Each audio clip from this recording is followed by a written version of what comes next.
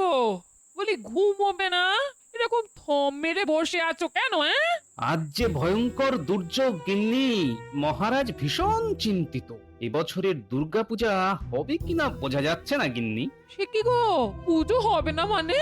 ও তো ঠাকুর গড়ছে, এর মধ্যে তুমি কি সব আজে বাজে কথা বলছো? আজে বাজে নয় গিন্নি, আজে বাজে নয়। নবাব বাহাদুরের চিঠি এসেছে মহারাজের হাতে, যেখানে নবাব বাহাদুর বলেছেন খাজনা বাকি থাকা চলবে না। তুমি তো জানো ঘূর্ণিঝড়ে রাজকোষ প্রায় শেষ। সে কি গো, তবে কি হবে? এবারে বুঝে আনন্দ করতে পারবো না? আচ্ছা আচ্ছা, বলি মহারাজ নবাব বাহাদুরের কাছে কাউকে পাঠাচ্ছেন না কেন? মহারাজ মন্ত্রীকে তো পাঠিয়েছেন, কিন্তু আমি ঠিক মন্ত্রীকে বিশ্বাস করতে পারছি না, বুঝলে। তাহলে তুমি চলে যাচ্ছ না কেন? নবাব বাহাদুর তো তোমাকে ভালোই বাসে। বাহ, এতক্ষণে তুমি গোপাল গিন্নির মতন কথা বলেছ। ঠিক আছে, মন্ত্রীর পেছন পেছন আমিও যাব। কোথায় গেছি কিন্তু কেউ জানবে না। মহারাজের পেয়াদা খবর নিতে এলে বলবে যে ওই আমার খুব মন খারাপ হয়েছে, কোথায় বিরাগী হয়ে চলে গেছি। একটু ওই অভিনয় করে কেটে কেটে বলো, কেমন? ও, তুমি চিন্তা করো না, এমন অভিনয় করব না সবাই ভাববে সত্যি। তাহলে কাল সকালে আমিও মুর্শিদাবাদ যাচ্ছি।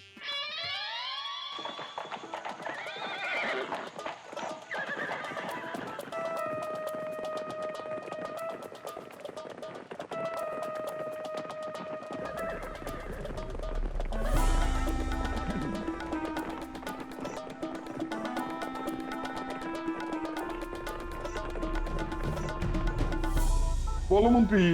নবাব বাহাদুর, আমার বলার কিছুই নেই, শুধু মহারাজের একটি আবেদন নিয়ে এসেছি। রাখা না রাখা আপনার উপর, আমি আপনাকে কোনো অনুরোধ করব না। তার মানে তুমি মহারাজের হয়ে কথা বলতে এসেছো, অথচ মহারাজের আবেদনটা রাখা হবে কিনা সেটা তুমি জোর দিয়ে বলছো না? কেমন কথা? উজির মশাই, ঘূর্ণিঝড়ে পূজারা বিধ্বস্ত হয়ে গেছে, সেই দিকে মহারাজের কোনো নজরই নেই, অথচ ঘটা করে পুজো উনি করবেন। না না না না, এটা তো ভালো কথা নয়। আমার বকেয়া খাজনা দরকার। তো মন্ত্রী, তুমি বলছো কৃষ্ণচন্দ্র ঘূর্ণিঝড়ে কোনো ত্রাণ দেয়নি, তাহলে খাজনার টাকা দিতে ওর আপত্তি কোথায়? সেটাই তো আমি বলেছি, কিন্তু মহারাজ শুনলে তো। না না না না মন্ত্রী, তুমি কৃষ্ণচন্দ্রকে গিয়ে বলো নবাব বাহাদুরই আবেদনে সাড়া দেয়নি, 3 দিনের মধ্যে কাজ না হলে আমি কৃষ্ণনগর আক্রমণ করব। এটাই তো চাইছিলাম। নবাব বাহাদুর অত্যাচারী কৃষ্ণচন্দ্র রায়কে প্রজার মহারাজ হিসাবে দেখতে চান না, এখন ওদের পছন্দ আমি। তাই বলছিলাম, নবাব বাহাদুর যদি কৃপা করে মহারাজের আসনে আমাকে বসান, তাহলে কৃষ্ণনগর রক্ষা পাবে। ঠিক আছে, সে দেখবো। এখন তুমি কৃষ্ণনগরে ফিরে যাও এবং কৃষ্ণচন্দ্রকে বলো খাজনার অর্থ প্রস্তুত করতে, কেমন? জো হুকুম নবাব বাহাদুর, শুধু আমার আবেদনটা একটু দেখবেন। আমি এখন আসছি। বুঝি কৃষ্ণচন্দ্রের মন্ত্রী যা বলে গেল তা কি বিশ্বাসযোগ্য? একটু তদন্ত করলে হয় নবাব বাহাদুর, কারণ মন্ত্রিত্ব আবার রাজা হবার শখ।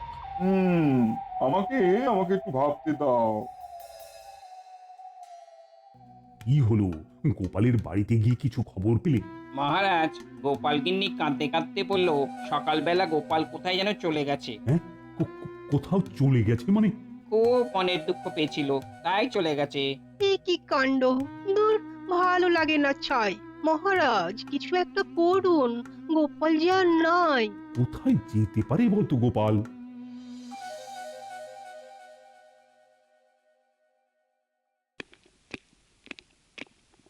জাহাপানা, কৃষ্ণনগর থেকে গোপাল আপনার সাক্ষাৎ প্রার্থী। গোপাল এসেছে? ঠিক আছে, পাঠিয়ে দাও। এক্ষুনি পাঠিয়ে দিচ্ছি জাহাপানা। কি ব্যাপার বলো তুজির? মন্ত্রী গেল সকালে, বিকেলে গোপাল চলে এলো। নবাব বাহাদুরের জয় হোক। বলো গোপাল, কি খবর? তুমি কি খবর নিয়ে এসেছো? আর কি খবর নিয়ে আসবো নবাব বাহাদুর, মহারাজ তো মরমে মরে আছে, রাজকোষ শূন্য। তাও তো ধুমধাম করে তোমাদের দুর্গাপুজো করতেই হবে। কৃষ্ণচন্দ্র খাজনার টাকা দিবে না, অথচ পুজো করবে। সে কি নবাব বাহাদুর, মন্ত্রী মশাই বলেননি?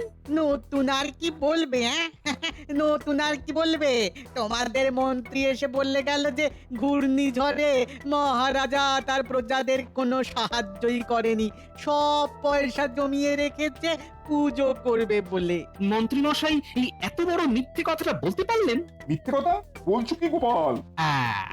আমি ঠিক এটাই ভেবেছিলাম যে মন্ত্রী মশাই এসে এটাই বলবেন। হ্যাঁ, তাই আমি কাউকে কিছু না বলে আপনার কাছে সোজা চলে এসেছি নবাব বাহাদুর। ঘূর্ণিঝড়ের তাণ্ডবে মহারাজ ত্রাণ দিতে গিয়ে পুরোপুরি কোষাগার শূন্য করে ফেলেছেন নবাব বাহাদুর। এরপর গরিব প্রজাদের কাছ থেকে কোনো খাজনা তিনি নেননি। তাই আমাদের মন্ত্রীকে দিয়ে আপনার কাছে আবেদন জানিয়েছিলেন যে আপনি যাতে খাজনা মাফ করে দেন। গোপাল, তুমি বলছো বলে আমি বিশ্বাস করলাম। জাহাপনা, আমি প্রথমেই আপনাকে বলেছিলাম না মন্ত্রীর ব্যাপারে? কি রকম যেন একটা গন্ধ লাগছিল। ছি, ছি, ছি, ছি, ছি, ছি, ছি। আমি আমি এত বড় একটা পাপ করতে যাচ্ছিলাম। গোপাল, তুমি ভাগ্যিস বুদ্ধি করে এখানে এসেছিলে। আমি তোমাদের পুজো দেখতে যাব। আমি অবশ্যই তোমাদের পুজো দেখতে যাব। পরম সৌভাগ্য নবাব বাহাদুর, আমি মহারাজের তরফ থেকে আপনাকে আমন্ত্রণ জানালাম আমাদের পুজোয় এসে আপনি প্রসাদ গ্রহণ করবেন। ঠিক আছে গোপাল, তুমি কৃষ্ণচন্দ্রকে কি বললাও যে আমি এবারের মতন খাজনা মাফ করলাম, কেমন? মন্ত্রী মশাইকে একটু ঝুলিয়ে রাখি। আমি যে আপনার এখানে এসেছি সেটা আমি মহারাজকে বলবো, কিন্তু রাজসভার আর কেউ জানবে না। আপনিও একটা নকল চিঠি মহারাজকে লিখবেন, কেমন? নকল চিঠি? তাতে কি লেখা থাকবে? তাতে হুমকি থাকবে। মন্ত্রী মশাইয়ের কথা মতো আপনি মহারাজকে হুমকি দেবেন, আর মহারাজ ভয় পাবার অভিনয় করবেন, আর মন্ত্রী মশাই খুব খুশি হবেন। আর পুজোর দিন সকালবেলা আপনি নিজে উপস্থিত হবেন, পুজো মণ্ডপে পুজো হবে, ভোগ গ্রহণ করবেন, আর আমাদের কৃষ্ণনগরের সমস্ত প্রজা আপনার জয়ধ্বনি দেবে। বাবা বাবা বাবা, কি উত্তম প্রস্তাব। ঠিক আছে, এই গোপনীয়তা বজায় থাকবে। আর তোমাদের পুজো উপলক্ষে আমি তোমাকে 100 বহর উপহার দিলাম। নবাব বাহাদুরের জয় হোক। আমি এখন আসি নবাব বাহাদুর। রাতে সবার অলক্ষ্যে মহারাজের সঙ্গে দেখা করাটা আমার খুব প্রয়োজন। তোমাকে কৃষ্ণনগর পাঠানোর দায়িত্ব আমার, যাতে করে তুমি নির্বিঘ্নে মহারাজের সঙ্গে দেখা করতে পারো। পুজোর পরেই আমি এই কৃষ্ণনগরে রাজা হচ্ছি। হুম, 7 মণ তেলও পড়বে না, আর রাধাও নাচবে না। হ্যাঁ। মানে তুমি কি বলতে চাইছো? ওই তোমার রাজা হওয়া নিয়ে একটা ভবিষ্যৎবাণী করলাম আর কি। গিন্নি, তুমিও? হায় রে আমার কপাল। গোপাল, তুমি কোথায় গিয়েছিলে? তোমার গিন্নি বলল তুমি নাকি দুঃখে সকালবেলা কোথাও বেরিয়ে গেছো। ওই নির্দেশই দেওয়া ছিল মহারাজ। আমি আপনাকে না জানিয়ে মুর্শিদাবাদে গিয়েছিলাম মহারাজ। তোমার সঙ্গে মন্ত্রীর দেখা হয়েছে? পাগল নাকি? কেউ জানে না, আর কাউকে জানাবেন না। জানলে খেলাটা নষ্ট হয়ে যাবে মহারাজ। খেলা? কিসের খেলা? পুজো নিয়ে একটা বিচ্ছিরি খেলায় মেতেছিলেন আমাদের মন্ত্রী মশাই, এবং নবাব বাহাদুরকেও মহারাজের বিরুদ্ধে লড়িয়ে দিয়েছিলেন। আমি একটা আন্দাজ করেই কাউকে কিছু না জানিয়ে মুর্শিদাবাদে নবাব বাহাদুরের কাছে যাই। ওখানে গিয়ে শুনি মন্ত্রী মশাই আপনার নামে নবাব বাহাদুরের কানে মন্ত্রণা দিয়েছেন। সর্বনাশ! এত বড় স্পর্ধা মন্ত্রী! কালকে মন্ত্রীকে কারাগারে নিক্ষেপ করবে। না মহারাজ, না। নবাব বাহাদুর শাস্তি দেবে মন্ত্রী মশাই। আপনি এমন ভান করবেন যে আপনি কিছুই জানেন না, এবং মন্ত্রী মশাইয়ের সঙ্গে দারুণ ব্যবহার করবেন, যাতে মন্ত্রী এসে কিচ্ছু বুঝতে না পারে। আর একটা কথা, এই নাটকটা কিন্তু চালিয়ে যেতে হবে ষষ্ঠী পর্যন্ত। নাটক মানে? নবাব বাহাদুর আপনাকে নকল হুমকি দেওয়া চিঠি পাঠাবেন, আপনি নকল ভয় পাবেন, মন্ত্রী মশাই আসল আনন্দ পাবেন। এটাই তো মজা। তারপর নোটে গাছটা মুড়বে। আমি কালকে খুব দেরি করে রাজসভায় আসবো। রাজসভায় আসার পর আপনি আমাকে খুব ধমকাবেন। বুঝলাম। ঠিক আছে গোপাল, দেখবে আমার অভিনয়টা কিরকম। দেখবেন মহারাজ, অতি অভিনয় করে আবার সবটা মাটি করে দেবেন না। সভায় তো সবাই উপস্থিত, একমাত্র গোপাল ছাড়া। কাল থেকে গোপাল কোথায় বিভাগী হয়ে গেছে কে জানে। মহারাজ, গোপাল হলো সুখের পায়রা। আপনার সুখের সময় ছিল যে দুঃখের সময় এসেছে। গোপাল বিভাগী হয়ে কেটে পড়েছে। ঠিক বলেছ মন্ত্রী, ঠিক। আসুক একবার। ওকে এই রাজসভা থেকে যদি দূর না করে দিয়েছি তো আমার নামও কৃষ্ণচন্দ্র রায় নয়। মহারাজের জয় হোক। নবাব বাহাদুরের কাছ থেকে লোক এসেছে মহারাজ, আপনার সঙ্গে দেখা করতে চায়। এই তো নবাব বাহাদুরের চিঠি, তার মানে মহারাজের মৃত্যু ঘন্টা। কি মুশকিল, আবার চিঠি! ও মন্ত্রী, নবাব বাহাদুরকে তুমি আমার আবেদনের কথা কি জানিয়েছো? কি বললে নবাব বাহাদুর? মহারাজ, আমার আবেদন নিবেদনের হার হলো। নবাব বাহাদুর খাজনা মাফ করেননি, আমি হাতে পায়েও ধরেছি। মন্ত্রী, তুমি ডালে ডালে গেলেও আমার গোপাল যায় পাতায় পাতায়। তোমার সব কথা আমি শুনে ফেলেছি, এবার আমার অভিনয়টা দেখো। কি হবে বলে তো মন্ত্রী, এবারে পুজোতে কি হবে না? পেয়াদা, পেয়াদা, তুমি যাও যাও, নবাব বাহাদুরের লোকটিকে পাঠিয়ে দাও। আমার আসতে একটু দেরি হয়ে গেল মহারাজ। আমি তোমার খবর একটু পরে নিচ্ছি, এখন একটা বিরাট সংকটের মধ্যে আমি এখন আছি। তো মন্ত্রী, তুমি চিঠিটা পড়ো। দুধ, চিঠিটা আমার হাতে দাও।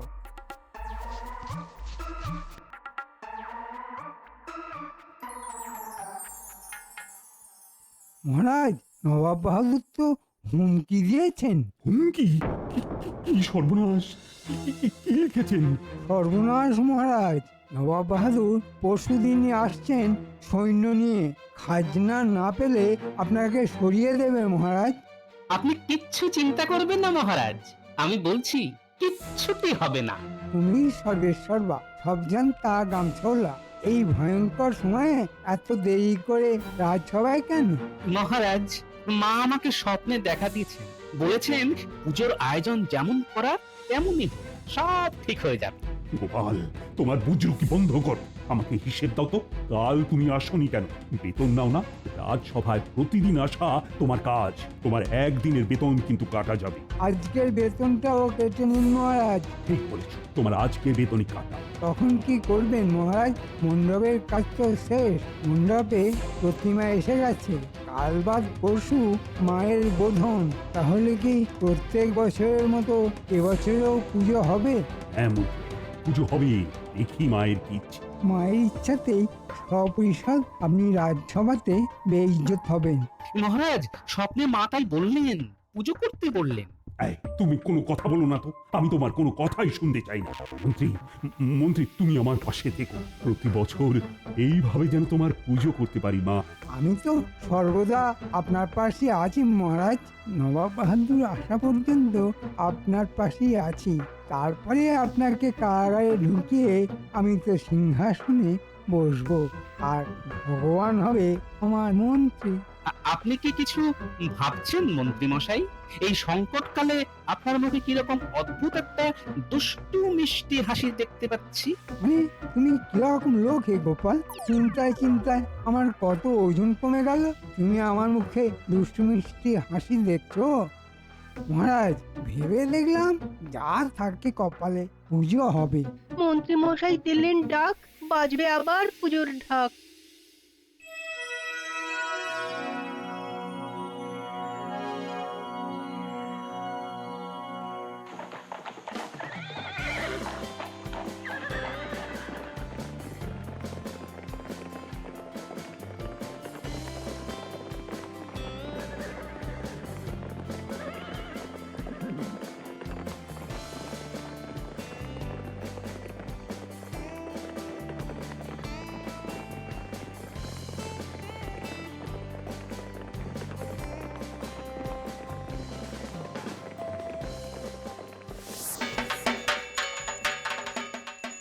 ওং রূপং দেহি জয়ং দেহি যশো দেহি ত্রিশো দেহি। এইবার ঢাকি ঢাক বাজাও, ঢাক বাজাও।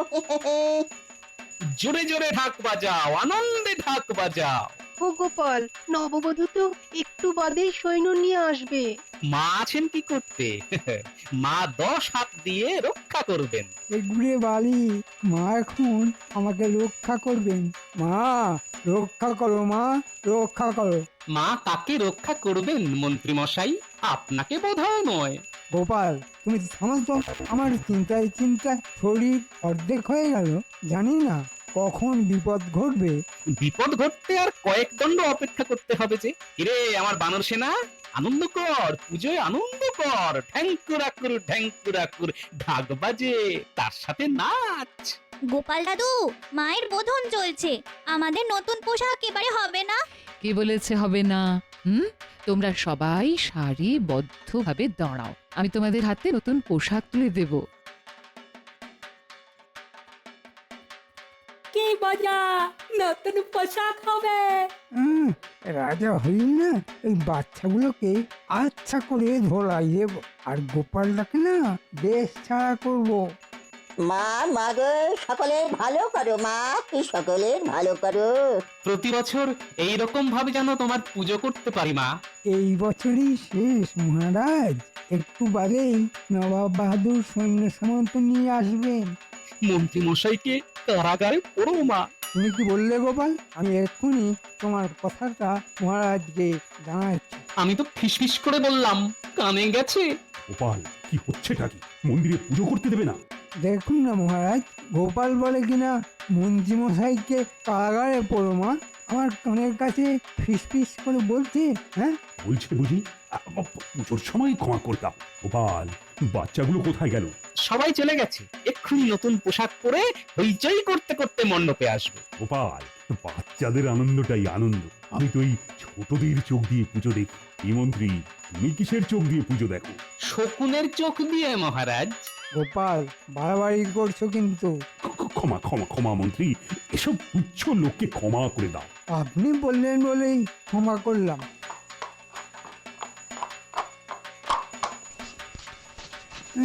নবাব বাহাদুর আসছেন না কেন?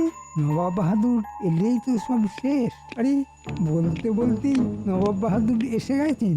নবাব বাহাদুর আসছেন, কি মজা কি মজা। এ কি মন্ত্রী, নবাব বাহাদুর আসছে বলে তুমি আনন্দ করছো? এতক্ষণ আপনাদের অনেক সহ্য করেছি, আর না, এবার নবাব বাহাদুর এসেছেন, আপনারা সব কারাগারে যাবেন। একই কথা, পাই ব্যথা, ঘোরে মাথা, যাই কোথা। তার মানে মন্ত্রী আমার সঙ্গে বিশ্বাসঘাতকতা করলে? কৃষ্ণচন্দ্র, তোমার পুজোয় আমি এলাম। একটু দেরি হয়ে গেল না নবাব বাহাদুর? হ্যাঁ, তা একটু হলো। কৃষ্ণচন্দ্র, তোমাদের এই দুর্গাপুজোয় সবার হাতে নতুন জামা কাপড় দিতে হবে, তাই না? হ্যাঁ নবাব বাহাদুর। জি, মণ্ডপের এক কোণ থেকে সবার হাতে নবাবের তরফ থেকে নতুন জামা কাপড় প্রজাদের দাও। কৃষ্ণচন্দ্র, আমি কিন্তু পুজোর 4টে দিনই কৃষ্ণনগর থেকে নড়ছি না। ভোগ প্রসাদ সব খাবো, আর তোমাদের সঙ্গে আনন্দ করবো। কি মন্ত্রী, তুমি রাজা হবে না? চলো, তুমি কারাগারের মধ্যে রাজা রাজা খেলো। এ কি বলছেন নবাব বাহাদুর? আমি আমি কারাগারে কেন যাব? রাজদ্রোহিতার অপরাধে মন্ত্রী মশাই, তাই না নবাব বাহাদুর? মন্ত্রী, তুমি কি মনে করো আমার দুটো চোখ? আমার হাজার চোখ। আমি নবাব, আমাকে হাজার চোখ দিয়ে দেখতে হয়, আর সেখানেই তুমি ধরা পড়ে গেছো। গোপাল আসার পর আমি সব বুঝতে পারি। এই জয় সর্বমঙ্গলা মঙ্গলে শিবে সদার্থ সাধিকে শরণে ত্রম্বকে গৌরী নারায়ণী নমস্তুতে সৃষ্টি সিদ্ধি বিনাশায়ং শক্তিভূতে সনাতনী গুণাশায় গুণময়ে নারায়ণী নমস্তুতে। বলো দুর্গা মাই কি? আস্তে আস্তে, আর পাচ্ছি না। ওই বাবারে, আর